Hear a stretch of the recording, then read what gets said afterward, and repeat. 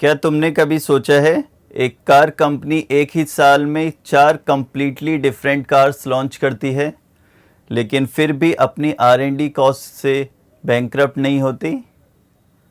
आज हम बात करने वाले हैं रेनॉल्ट इंडिया के न्यू प्रोडक्ट रोडमैप के बारे में, और इसके थ्रू हम समझेंगे ऑटो इंडस्ट्री का एक hidden financial engine, modular platform strategy. चलिए पहले प्लान समझते हैं। रेनॉल्ट 2030 तक अपना पोर्टफोलियो 7 व्हीकल तक एक्सपेंड कर रहा है, लेकिन इंटरेस्टिंग पार्ट ये है कि वो अपना मैन्युफैक्चरिंग को 2 कोर प्लेटफॉर्म्स में डिवाइड कर रहा है। अफोर्डेबल कार्स के लिए RGEP प्लेटफॉर्म और प्रीमियम SUVs और एडवांस मॉडल्स के लिए RGMP प्लेटफॉर्म। अब सवाल ये है, ये स्ट्रेटजी इतनी पावरफुल क्यों है? और इसका जवाब छुपा है कार बनाने की रियलिटी में। एक नई कार डेवलप करना मतलब chassis design, crash safety testing और इलेक्ट्रॉनिक आर्किटेक्चर, ये सब सालों का काम होता है और इन सब में मैसिव अपफ्रंट इन्वेस्टमेंट लगती है।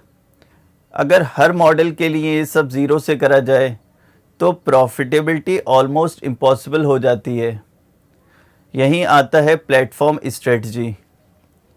सिंपल वर्ड्स में प्लेटफॉर्म कार का हिडन बेस होता है, एक कॉमन स्ट्रक्चर जिसके ऊपर डिफरेंट कार्स बिल्ड की जाती हैं। रेनॉल्ट एक ही फ्लेक्सिबल बेस डिज़ाइन करता है और उसी पर हैचबैक, SUVs और MPVs जैसे डिफरेंट मॉडल्स बिल्ड कर लेता है। बाहर से कार अलग दिखती है, लेकिन अंदर से इंजीनियरिंग DNA काफ़ी हद तक सेम होता है। अब यहाँ पर रियल गेम समझ आता है।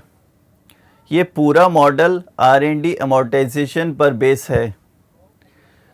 अगर तुम एक प्लेटफॉर्म में सिर्फ एक कार बिल्ड करते हो तो उसका पूरा कॉस्ट उस मॉडल पर चला जाएगा, लेकिन वहीं तुम उसी प्लेटफॉर्म पर मल्टीपल कार्स बिल्ड करते हो तो वही कॉस्ट सब में डिवाइड हो जाएगी। और सिर्फ यही नहीं, सारे कंपोनेंट सेम होने की वजह से कंपनी बल्क में पार्ट्स खरीद सकती है।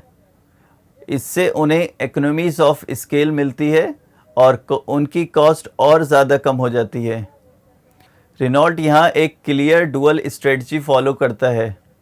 रेनॉल्ट ग्रुप एंट्री मॉडल जो high volume cost sensitive segment के लिए है, और रेनॉल्ट ग्रुप मॉड्यूलर प्लेटफॉर्म जो हाई मार्जिन प्रीमियम सेगमेंट्स के लिए है, जहां EV और हाइब्रिड टेक भी फिट हो सके।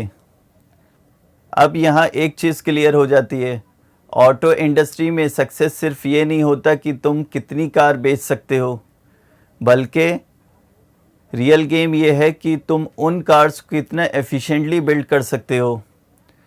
अगर कंपनी बहुत ज़्यादा प्लेटफॉर्म यूज़ करती है तो कॉम्प्लेक्सिटी और कॉस्ट दोनों एक्सप्लोड हो जाते हैं, लेकिन वही कंपनी अगर लिमिटेड फ्लेक्सिबल प्लेटफॉर्म पर मल्टीपल कार्स बिल्ड कर सके तो वो एफिशिएंटली स्केल, कॉस्ट कंट्रोल और लॉन्ग टर्म में स्ट्रॉन्गर कॉम्पीट करती है। अगर इस न्यूज़ आर्टिकल को आपको डिटेल में पढ़ना है तो इसका लिंक डिस्क्रिप्शन में है, और इन प्रेजेंटेशन स्लाइड्स की PDF का लिंक भी डिस्क्रिप्शन में है। मिलते हैं अगली वीडियो में एक नए फाइनेंशियल कॉन्सेप्ट के एनालिसिस के साथ।